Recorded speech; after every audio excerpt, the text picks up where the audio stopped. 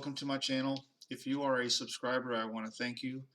If you're new to the channel, this is the first time watching one of my videos, please like and subscribe, hit the notification button. And today I'm just doing a follow-up video um, from my small business video that I posted almost 2 weeks ago. Sorry it's taken so long. I've been posting other videos. But I just wanted to give you guys ideas if you're looking to start a small business or just side gigs that you can do, and without much startup costs. That way you can, start doing something and maybe expand into doing something full time. My business is definitely part time. Um, I have a couple things that I do. One of them is obviously cleaning that garage, which I'm contracted to do twice a month, and that definitely helps. I do have a camper that I rent out, but unfortunately it's been at the dealership for about 6 weeks, and I've lost quite a bit of revenue from rentals. I had to actually cancel them. The good news is the camper is finally ready and I can pick it up Friday, so that's in a couple of days. I also have a dump trailer that I rent out. Um, that one's hit or miss.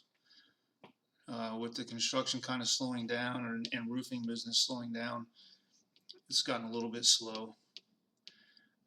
So one thing you can do, and this is stuff you would have at home, would be a cleaning business. If you enjoy that type of thing and you want to clean houses or office spaces, you can get started in that fairly easy, and a lot of that stuff you're going to have already at your house. You'll have cleaning supplies, maybe a vacuum, and if you grow the business, then you can obviously invest in more commercialized equipment. The only thing you'd want to do, especially for commercial, which would maybe be a little bit harder to do, is you have to figure out how much per square foot you would charge for cleaning. And of course, if you're if you're actually doing bathrooms, you're going to have supplies that you have to restock there, or maybe break rooms if they want to restock that, or if they want you to do it. You obviously have to add that into your costs. And if you have a cleaning business, I would recommend getting liability insurance. That's usually not very expensive. And if you do commercial cleaning, you would definitely need that. And they'll tell you how much coverage you would need to have in order to clean in their building. Another thing that you can look into is lawn care / landscaping / tree work. The tree work can be a little dangerous. It also can involve getting permits, so you have to be careful of that. But if you have a lawnmower, weed eater, maybe a riding tractor or a zero turn, and a trailer, you can put that to use. Put your name out there, start with neighbors or around your neighborhood, print up some flyers. If you have a computer with a printer, make your own. You don't have to go to a print shop and spend money doing that. And then on the other side of the lawn care would be like hauling or cleanup. And there are people who they have junk. They want to get rid of it. It could be yard debris. It could be sheds they're cleaning out, houses they're cleaning out. They're moving. They just want to junk stuff. So if you do have a utility trailer, you can haul that stuff off. And what I would recommend if you start doing that is look into investing in a dump trailer, just because it's a lot easier to load it by hand and then dump it out with a dump trailer instead of you load it by hand, you take it to the dump, you got to unload it by hand. Just a lot of extra work. You could also rent a dump trailer. You just need to add that into your cost for your customer. And also you have to add in the cost of actually disposing of any junk or debris. And they usually will go by weight. and you know how far you have to drive. You want to add in your mileage and things of that nature. A lot of people will try to lowball you, but if you do a good job, you know they'll see that the amount you charge them was worth it.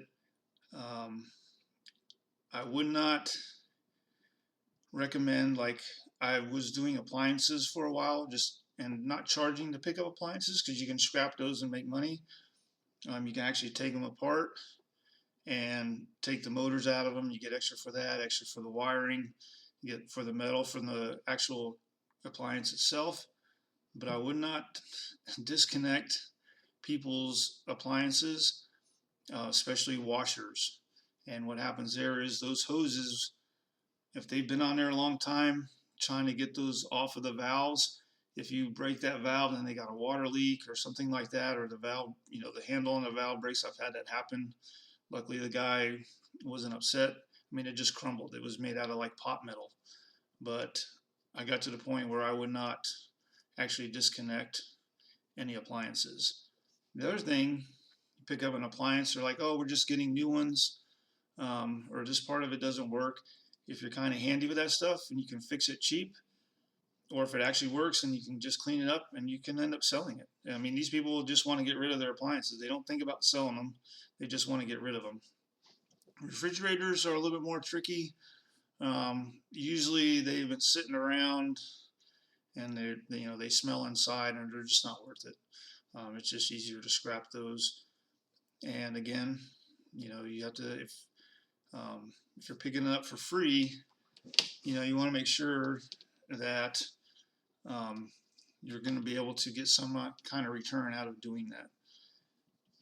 And if you do have any kind of trailer, whether it's a dump trailer, utility trailer, equipment trailer, you can rent those out too. While you're not using it, rent it out, make extra money off of it. The only thing there is you have to be careful. Sometimes people don't know how to they don't know how to haul trailers, so you may want to verify with them that they do. Want to make sure they have the kind of vehicle that is compatible to haul whatever they're trying to haul. And the other thing you can do when you have trailers is rent out any kind of extra equipment needed, whether maybe they don't have the right connector for the trailer lights, whether it's a 7-pin or 4-pin, and you need some sort of connector to connect to either one, you can charge them for that. And straps, tie-down straps, you can say, hey, if you need straps, I have them. They're extra tarps or blankets or whatever. Any of that stuff you can add into the cost of the rental of the trailer. The other thing you got to watch for, like especially with dump trailers,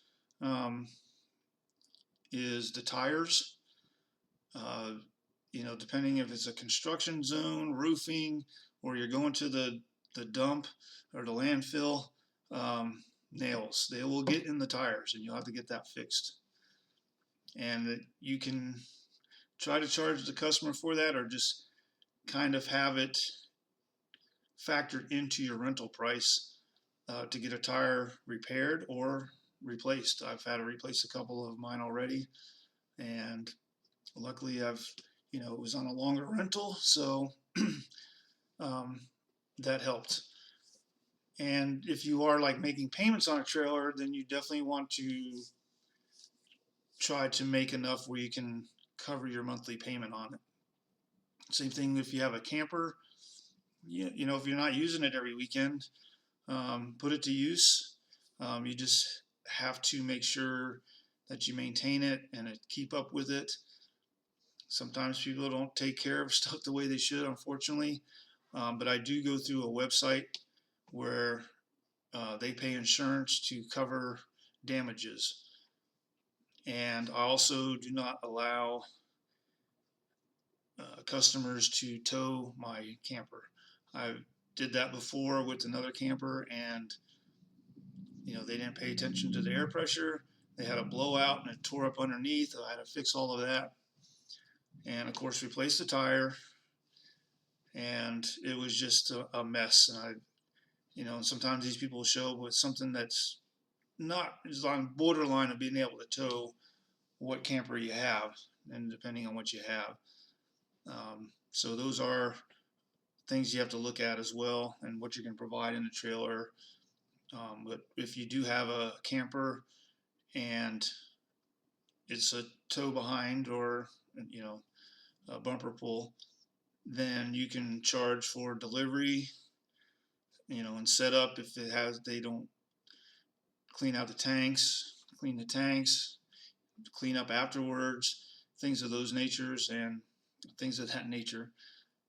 So those are other things that you can do to try to make a little bit of money off of. The airlines charge fees for baggage. This is kind of the same thing. You want to set up a radius of how far you'll deliver it, and you want to be economical in that, because you have to remember, when you deliver the trailer, or I'm sorry, when you deliver the camper, you have to drive there, set it up, then you have to drive back home. And then when the rental is over, you have to drive back to that campground, pick up the camper, and then drive back home again. So it's basically 4 trips you're making, 2 round trips. So you want to make sure that you're counting in enough where it takes up, your time is covered and your fuel. And you can do this with the dump trailer too. Deliver it to somebody. Hey, you fill it, I'll dump it. You just have to remember, again, you're going to make 4 trips, and one of those trips that you're going to make after you pick it up is going to be to the landfill, and that depends on how far you have to go for that. The one I go to is about 25 miles, 30 miles from here. It is the closest one for me. It is a county landfill, and they're usually a little bit cheaper than some of the private ones. But when you get like yard debris or storm debris, there are little places that are closer, and sometimes it's not as expensive to dump that stuff. The landfill doesn't really like to take yard debris, at least the one here. And the last thing really is if you decide to advertise your business. So those are things to look at. And as soon as you get a business license, there's going to be people calling you. Hey, you're not on Google, you're not on here. You can make a website and hosting pretty cheap. If you want to go on Google and pay them to help you advertise, I would do that. I wouldn't go through these third-party people that do it. I have used Angie's before, and you have to pay for a year up front. So I had a $300 a month plan, and that's like the lowest one. It didn't really pay for itself, so I stopped using it. I did, get some business out of it. That did help, but it was kind of hit or miss. That was before I got my dump trailer, and I think maybe after the dump trailer I might have a little bit more success, but I haven't gone that route again. There are places you can post rentals for trailers. There's a neighborhood trailers or neighbor's trailer. I have had very little success off of that, unfortunately. I guess, and that can depend on the area you're in, but will say this: smaller utility trailers, you will get more business from those because they're easier to tow. People with cars or small SUVs, smaller trucks, they're easier for those people to tow those with. So those are a little bit more feasible and a little bit more profitable, I think, if you have a smaller utility trailer. And like I said, with the dump trailer, you could probably hit up some roofing companies, although they like to use the roll-on and off dumpsters, which is another option. Instead of the dump trailer, you actually get the dumpster that has a roll-on and off, kind of like you would see, at a business where they have the dumpsters. So you can get those as well. They also do sell the dumpsters themselves at auctions, so you can probably pick one up cheap if you already have the trailer that can haul that. And you just want to have a truck that's, can haul that kind of weight. I have had a 1500 Chevy Silverado. It was a Trail Boss, and the maximum combined weight on that was 15,000 pounds. And I think the most I had on there one time with my truck and a full dump trailer when I got weighed was well over 13,000 pounds. So I was pretty close to the maximum. With the 3,500, you should be fine. You're never gonna exceed that weighing. And 2,500 too, you probably won't have any problems. So you just want to make sure you have the right type of vehicle if you're going to get into that type of business. But that's pretty much it from my standpoint. I mean, there's a million other things you can do out there. You just want to make sure that you do get a license to conduct business. They're not very expensive. You can register with the IRS or not. You can just put it under your name. So it doesn't have to be a separate tax bill. And you do want to make sure you are claiming income from your business. You don't want the IRS to come after you. So you just want to be careful there. But you can also look into business cards. I've gotten t-shirts and shirts printed up with my business name on the front and the back. Even a hoodie. I've got hoodies that I've had made, and that stuff is a business write-off. And anytime, so you're doing a cleaning business. So when it comes to taxes, so you're doing a cleaning business. Any equipment that you buy, any mileage that you drive, that's all tax deductible. Anything you spend for your business is tax deductible. So when it comes to your vehicle, if it's just in your name, you can either do depreciation of the vehicle, or I believe this year, if you had bought an American-made vehicle, it would have to be in the year, I think in 2025, but if it's a new vehicle and you bought it, you can actually deduct the interest paid on that vehicle, or you can lease the vehicle to your company and charge the company for that and do another write-off. And when it comes to mileage, you have two choices. You can either charge the mileage or the gas. You can't do both. Like, oh, I put $40 worth of gas in here and I drove 50 miles. Well, you can't claim both. It has to be one or the other. I would recommend claiming mileage. Again, I'm not a tax expert in no way, shape, or form. Just from previous experience, you would get more for the mileage than you will paying for the gas. Because I think it's like, last time I checked, the thing was 55 cents a mile. So you'll definitely, and over time, obviously that $40 may go a ways, right? You can probably, if you drive 300 miles on your car, well, 300 times 55 cents, if that's all business stuff, it's going to be more than $40.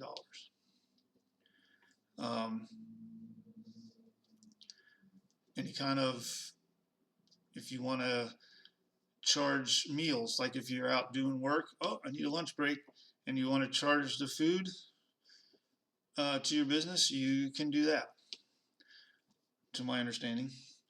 I've done it before and I haven't had any problems. So those are just things to think about. Again, like I said, there's a gazillion possibilities out there for small business stuff. This is just from my experience and point of view of things that may be a little bit easier to start up, especially like a cleaning business, because a lot of that stuff you already have, like household items. It's just up to you if you want to do the work, the actual physical labor. What you can also do with a YouTube channel, like if you're cleaning somewhere, you can do like before and after. This is what this looked like before. This is what it looked like after. This is the job. This is the quality of work I do. And you can garner views and business from just posting on social media. And in the description, I'm going to leave you guys some links. One is for where I got my dump trailer. They are really awesome folks there, and they do offer delivery. Where I buy like my t-shirts and shirts. Um, Also, where you can buy pretty much any kind of equipment, cleaning supplies to just about anything, and also where I got my business cards from. So again, those links will be down in the description. So that's my video, the follow-up to my small business video from cleaning the parking garage. If you enjoyed it, please like and share, subscribe, notification bell, all that stuff, and I'll see you in the next video. Thank you guys.